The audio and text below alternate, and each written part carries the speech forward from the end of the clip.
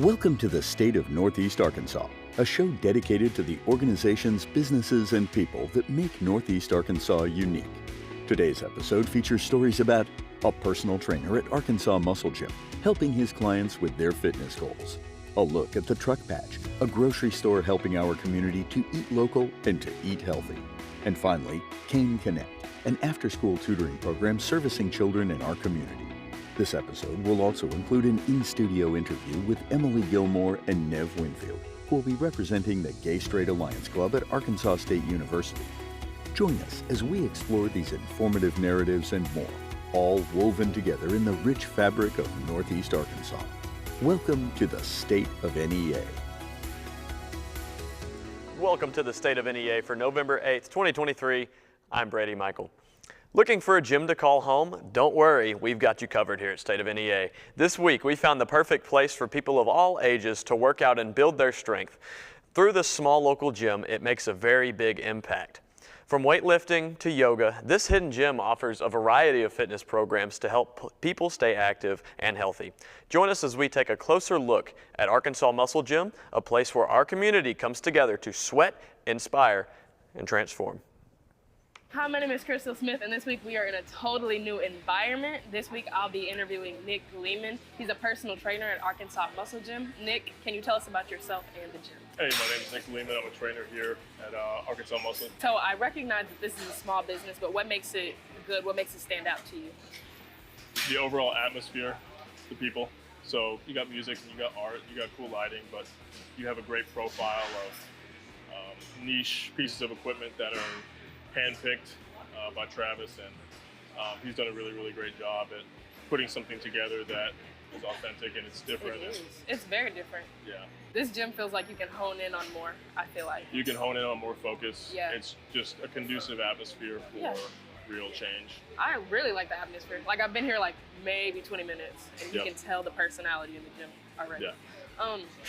So tell me a little bit about yourself and about how you personal train, why you got into personal training. How I personal train and how I got into personal training.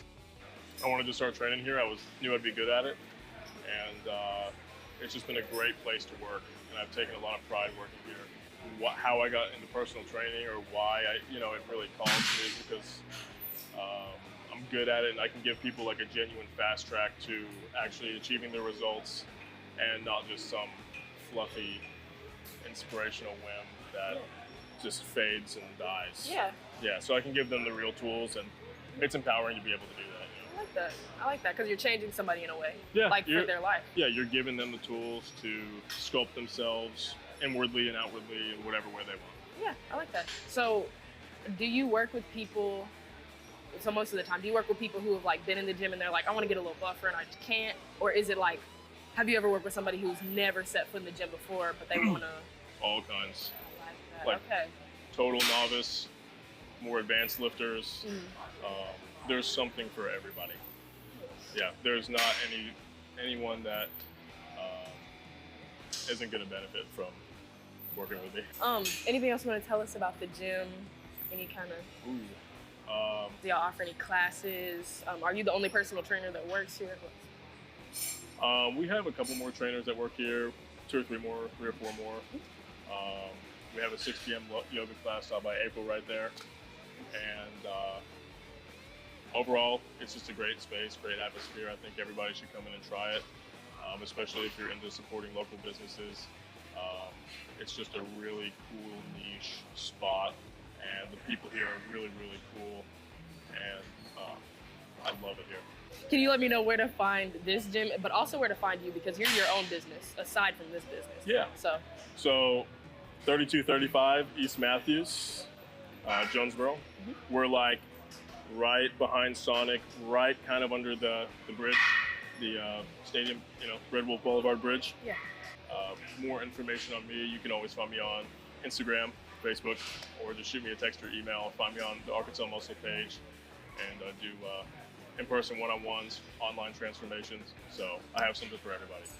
All right, well, thank you so much for talking to me today. I really appreciate it. This is a beautiful gym. This is really beautiful. I love it. But thank you so much. I really appreciate your time. Yeah, you bet. Holding high the nutritional and wellness needs of its customers, the Truck Patch is a market here in Jonesboro that is eager to expand its target audience. While even the slightest shift into the world of natural food items and more can be intimidating, owner Sarah Adler is always in full support, drawing its plenty of local source products. The only local aspect lacking is you. Let's toss it over to Brady to hear more about this. Brady, Michael, back again, and you remember 2 weeks ago we went down to the Judd Hills Farmers Market. We took a focus on not only the interpersonal relationships that they like to get there at the farmers market, but also the health-related items that are there and the benefits with it. So today we're at the Truck Patch. As you can see, the natural market, from produce all the way down to supplements, even bone broth protein powder. We got to talk with Sarah Adler, the partial owner of the Truck Patch, and there's just a lot that she wanted to talk about, and she has a message for us college students. So let's go ahead and get inside. Taking a leap and heading down the narrow path that is nutrition and wellness can seem quite daunting at first. From nutrition facts lists that looks like word salad to not knowing which brand is better than another, that's why Sarah Adler and her team are there.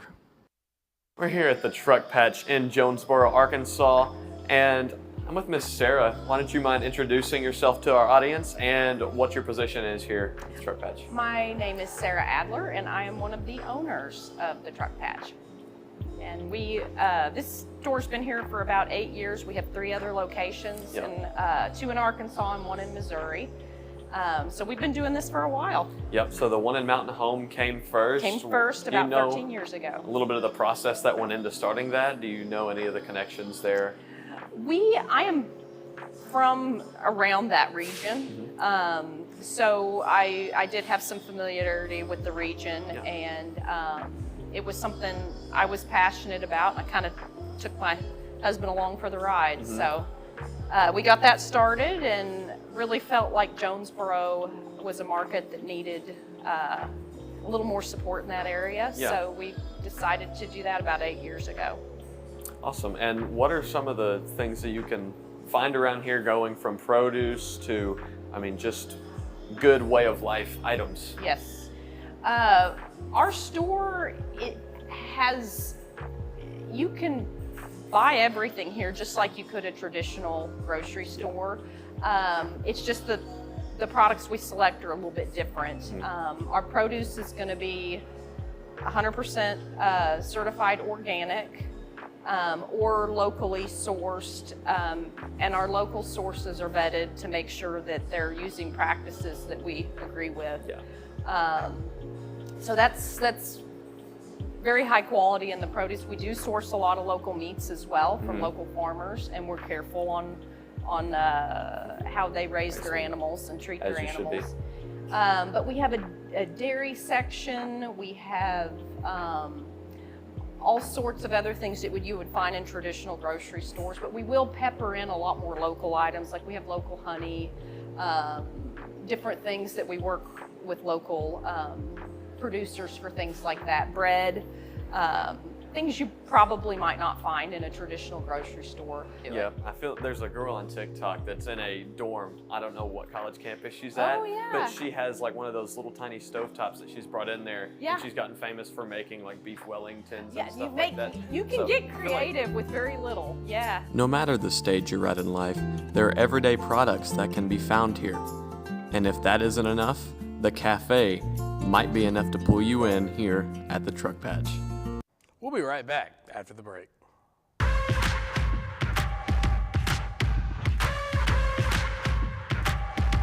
When you say experience counts, it's experience that counts for a lifetime. Boxes, I cannot fit in the boxes. Stop it, quitting was never an option. Exhausted, this passion is never exhausted. And you cannot stop it, nah, you cannot stop it.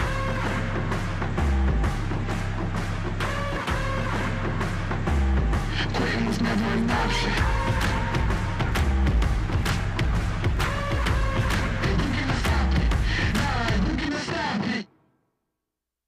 Red Wolf Radio is a student-led organization at Arkansas State University wanting to hear your takes on pop culture, music, the news, and college life. Just about anything you can think of.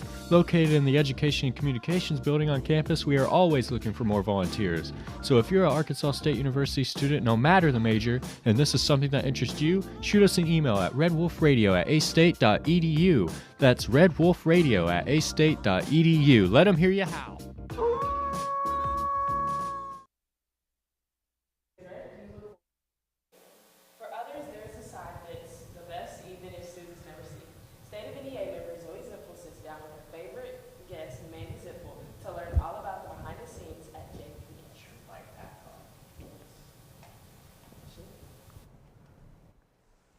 Yes. Okay, cool. School is a thing you either dread or look forward to participating in. For others, there's a side that's the best, even if students never see. State of NEA member Zoe Zipfel sits down with her favorite guest, Mandy Zipfel, to learn all about the behind the scenes at JPS. Hello, and today we are here at the Jonesboro Public Schools Administration Building with Mandy Zipfel, the director and founder of Jonesboro's after-school tutoring program, Cane Connect. So why don't you just tell us a little bit about your job and kind of what you do with Cane Connect and just Jonesboro Public Schools as a whole? Okay. Well, this is my third year to work for the district office, and my title is School Improvement Specialist for the district. 2 years ago, I was actually hired as the Learning Loss Coordinator for the district, and that is where Cane Connect came to be. So post-COVID, we received some funding in order to provide enrichment, tutoring activities for students after school to try to close the learning gap that COVID created. So our goal was to try to launch tutoring centers out in the community where our kids lived. So we launched across several churches in the community. We used some Jonesboro Parks and Rec locations and just tried to be there after school for our kids so that they could come and be tutored. One of our first launches was Word Baptist Church located on Callion Street, not far from the college. And we picked that location because the church staff was very interested in helping and supporting the school, but then also that church is located right in the middle of several apartment complexes where a lot of our kids live. So that was our first launch, and we basically recruited kids who lived in that area. So our goal was that the student could get off the school bus and they could come to the church instead of going home. So really we looked at bus rosters, we knocked on doors that first year, and that was our goal. If you live close to this campus, you're invited. Another site that we have is actually Huntington Church, and it's over on Huntington. And that site is a little different because that site is fed all from Leadership Magnet School. So what we do is we work with the school and we say, hey, what students could use some tutoring after school? What students do not have other after school options? And so at that location, one of my tutors goes over to the school, lines the students up, and they walk over to Huntington Church. So pretty much it's just an off-site school after school tutoring program. So all those students are from Leadership Academy. Now at Word, those kids may come from any of our 5 magnet schools because it's all based on where they live. Magnet schools are 1st through 6th grade buildings, and we have 5 of them. We have visual and performing arts, international studies, health and wellness, math and science, and then micro society, which we just renamed to Leadership Magnet. So we have 5 magnet schools located across the city. I think Cane Connect has been a blessing to the community and to those families. We have had struggles. We have had the most success at after-school sites where the kids come straight from school. So you heard it here first about Cane Connect Jonesboro. Thank you so much for your time today and for telling us a little bit about Cane Connect. And back to y'all in the studio. Hey, I'm Sydney, the social media manager, and here's the state of NEA today. In Mountain View, Arkansas, the Ozark Folk Center will be hosting the Mountain View Fall Bluegrass Festival Friday, November 10th. The event will host a variety of bluegrass musical acts and feature cash drawings. For more information, visit localaarp.org. In Jonesboro, the organization Hope Found is hosting the inaugural Brewing Hope Coffee Festival on Saturday, November 11th. Here, participants can sip on various coffees from local roasters and sweets vendors with live music. For more information, search Inaugural Brewing Hope Coffee Festival on Eventbrite. Also, on the 11th in Little Rock, the Holiday Inn Presidential is hosting the Dinner Detective Interactive Murder Mystery Dinner Show. It features a comedic 3-hour dinner where guests have to find the culprit among them. For more information, search Dinner Detective Interactive Murder Mystery Dinner Show in Little Rock. If you have an organization or event wanting to be featured on the State of NEA, please email stateofnea@gmail.com. I'm Sydney Davis on social media, and make sure to join us after the break with State of NEA Director Jarita Hess and interview representatives from the Arkansas State University's Gender Sexuality Alliance. Hello, and today we are here at the Jonesboro. The A-State Food Pantry aims to serve students, staff, and faculty with the necessary items needed to sustain a healthy and productive lifestyle. The pantry is student-led and student-run with 135 weekly volunteers. During the 2022-2023 academic school year, the food pantry served nearly 4,000 clients, which is a 400% increase from last year. Over the summer, we saw an increased amount of individuals who came to the pantry, which means that our greatest need right now is donations. Anyone can donate to the food pantry. You don't even have to be a member of the A-State community in order to make a donation. With the substantial growth of food pantry clients, it is urgent that we get the supplies that we need to fulfill those needs. Every donation that is made is greatly appreciated, and by donating, you are making a tremendous impact on Red Wolves in need. For more information, you can get in contact with the A-State Food Pantry through pantry@astate.edu or 870-972-2055.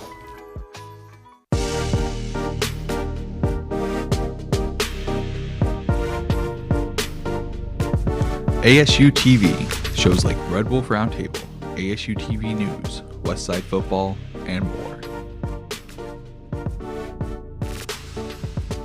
Gain real-life experience while doing what you love. Get involved with ASU-TV today.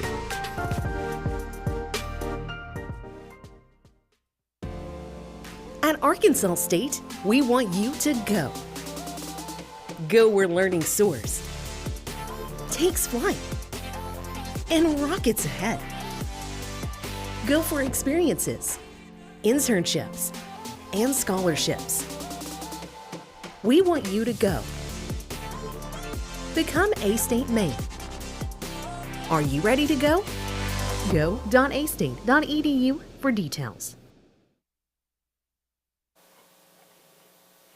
Welcome back to State of NEA. Welcome back to State of NEA's guest segment. Today, we have two special guests representing the Gender and Sexuality Alliance at Arkansas State University, Lucky Gilmore and Nev Winfield. Lucky is a passionate advocate for LGBTQ rights and a key force in fostering an inclusive and supportive community on campus as a senior GSA officer. Just last week, November 1st, the GSA organization and Phoenix NEA came together to hold a public drag performance show, allowing students of the campus and community to come together in a free space. Nev was a performer this past week in the show, and we are just so excited to dive into their experiences, the work of the Gender and Sexuality Alliance, and the importance of promoting diversity and inclusion in educational institutions. Well, thank you guys so much for joining us today. Tell us a little bit about yourselves. So my name's Lucky Gilmore. I am the secretary of GSA. This will be my third semester being secretary. I'm a senior political science major with a minor in strategic communications, and yeah, just excited to be here. And Nev? I'm Nev. This is my first semester as the PR co-chair of the GSA. I major in occupational therapy assistance, and yeah. All right, cool. Well, tell us exactly what GSA is. So GSA stands for Gender and Sexuality Alliance. We are a club here on campus open to students. Our main goal in GSA is to promote inclusivity and just kind of a sense of belonging for students, new and incoming and current students who have been here. We really just want to create a space where everyone feels like they have somewhere that they can go to, speak to, have resources, and really know that they do belong here at A-State and people do care.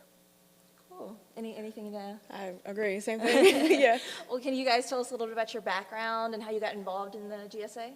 Yeah, of course. So I identify within the community, and coming to A-State, I really just wanted to find somewhere that, of course, had like-minded people, people who understand the struggles of being queer, and especially in a conservative state.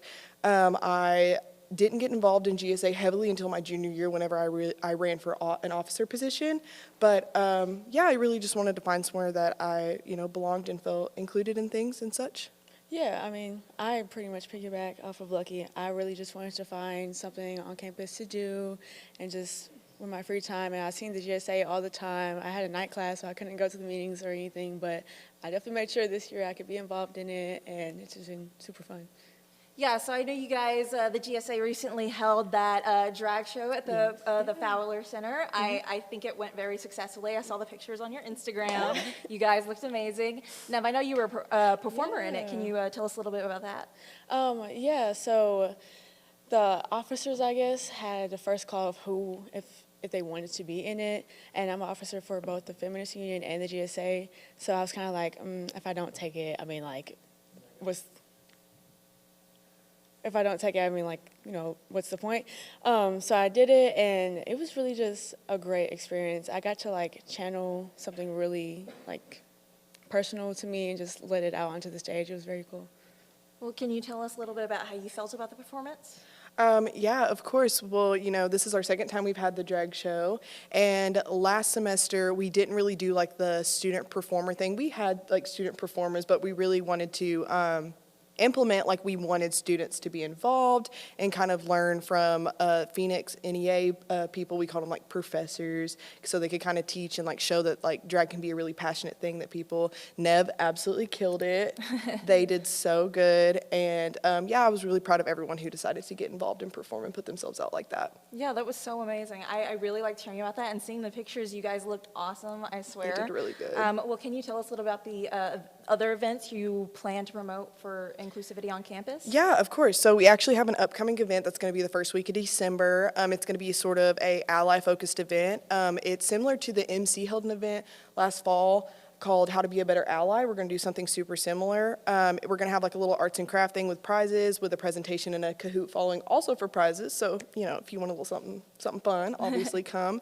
Like I said, of course, we want to reach people that are in the community, identify within the community, but we also want to reach allies and realize that, like, you can come to our stuff. It's cool. We would love to have you. You don't have to identify to be involved, and we really just want to get it out there that, like, allies are a huge part of the community, and we really appreciate everything they do for us. Well, do you have any thoughts? No.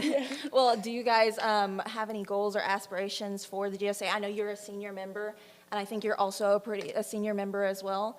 And working together in the GSA, do you have any future goals or aspirations besides, like, promoting actual inclusivity between members on campus? Yeah, of course. So like I said, I'm a senior member. I am going to be graduating in May, so it will be passing down to Nev, younger members.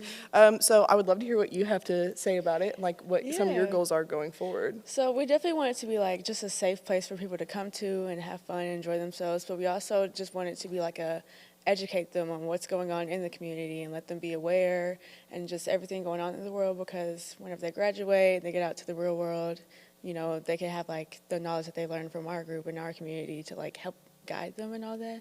So just pretty much, yeah. Okay, well, besides the inclusion on campus, do you have like any thoughts about how institutions or businesses outside, like in the community, could help you guys? Yeah, of course. So for the drag show, we did actually seek outside donors. We had some pretty good success with that, I want to say. I'm not big on the treasurer side. Numbers are not my thing. But we had a lot of support from outside people.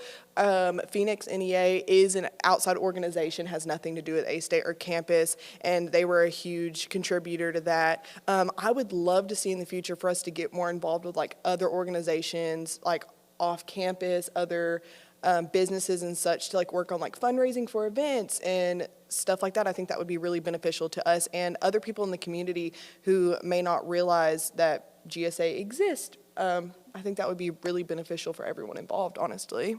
Yeah, I definitely think so. Well, we thank you guys so much for joining us here today. You gave us such a good presentation, and I'm sure people would love to get more involved with you guys. Yeah, of course. All right, it's been such a pleasure to learn and listen. And to our audience, we hope you've gained valuable insights into the importance of LGBTQ advocacy and inclusion on campus and off. If you have any questions or would like to learn more about the Alliance's work, feel free to reach out to them and follow at A-State GSA on Instagram. That's A-State GSA on Instagram. We hope you've enjoyed today's episode of State of NEA. If you did, don't forget to hit that like button and share this video with your friends and fellow students. Join us next week, November 15th at 4 p.m. for our 7th episode. With State of NEA, I'm Dorita Hess.